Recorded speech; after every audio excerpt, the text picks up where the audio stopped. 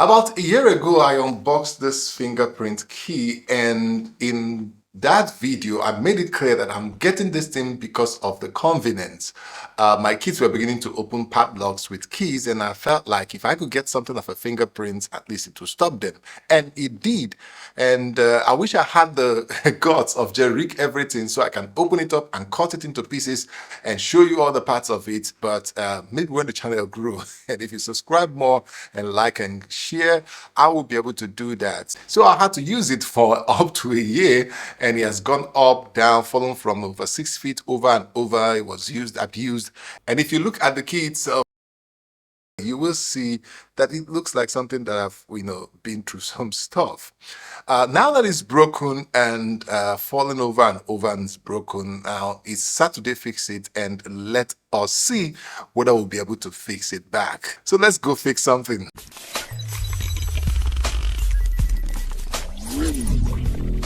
Okay, welcome back again to Smart Depot. We have a broken fingerprint key. It's Saturday, is a day to fix things, and let's just get it. I've really grown fond of this fingerprint key because it helps me to keep the kids in line, but has fallen over time, over a year from this level of height, which is over 6 feet, and yeah, it's broken. So the first thing I really notice about this is that how easily you can actually open this from the back. I mean, I'm using a plain knife. Imagine if you have a screwdriver or this thing. So it was a little bit tighter than this when it came new, but after falling over and over, I realized also when I opened it that a lot of things have happened. Okay, the mechanism is still working very well, but a lot of things have happened on the inside. So the major one is that the spring that helps the key to pop up is no longer there, and then there's a short metal pin that helps to hold it from falling out. Also, the pin is gone, probably when it fell over and over. So first thing we're going to do is to pull out the battery, so we're just going to pull out the battery from this, and then we're going to try to also pull out the motor that moves to rotate it. So we have this now. We have the circuit. We're going to also lose the circuit board here to be able to be sure that everything is out, and then we're going to look. So we have two major things to fix here now. The main thing that we have to fix is the spring and the pin hook. So you see, if I put a nail now and pull it out, it won't be able to come out again. So I'm going to cut a nail or find a short metal pipe to be able to deal with this first one. I think that's the first part. Now with this experiment here, I can see that any flat hook will make it not to come out at all.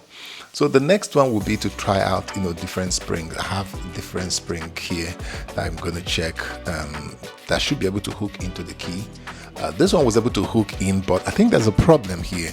The problem is that this looks good, but when I want to put it inside the key shell, it couldn't really go in there, so it needed something else that would be a little bit free.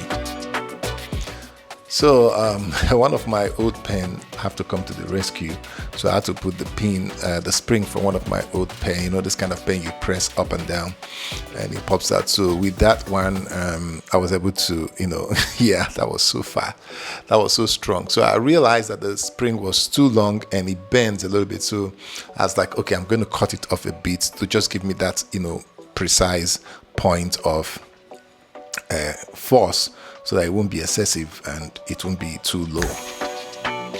So having done that and put it in, I think this level of force is okay.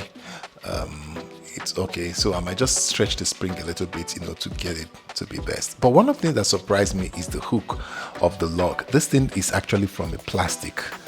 Unbelievable. This is from I couldn't even pull it myself because I feel I could break it. So what does this mean? That the security, in terms of security, this thing, somebody can put in a strong metal in between this and then pull it off. So I think that's a very big flaw for me.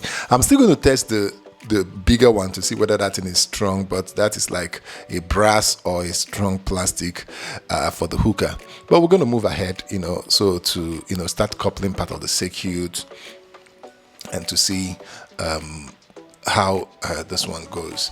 So let me know in the comment section, would you like to use a fingerprint key like this, and what exactly are you going to use it for?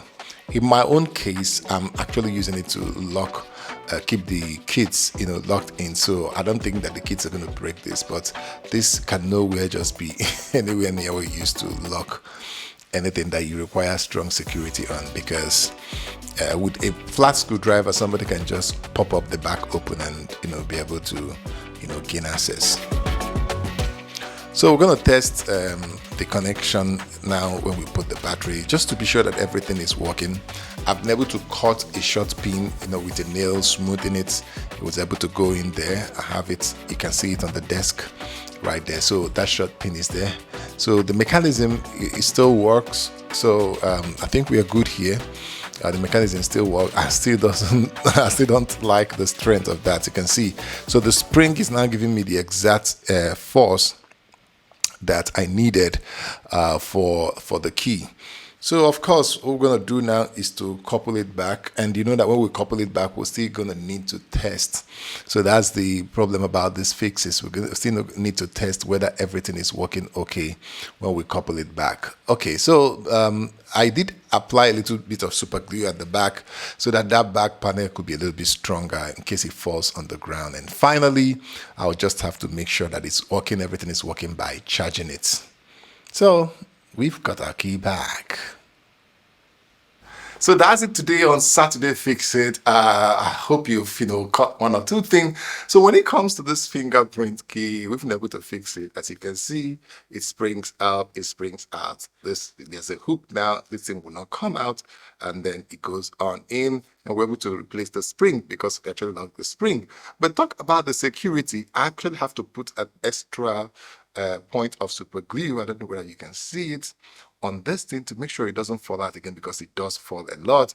And I wouldn't recommend this for security, because somebody can just from the back puncture it from the back in just 40-50 seconds and just open up this thing.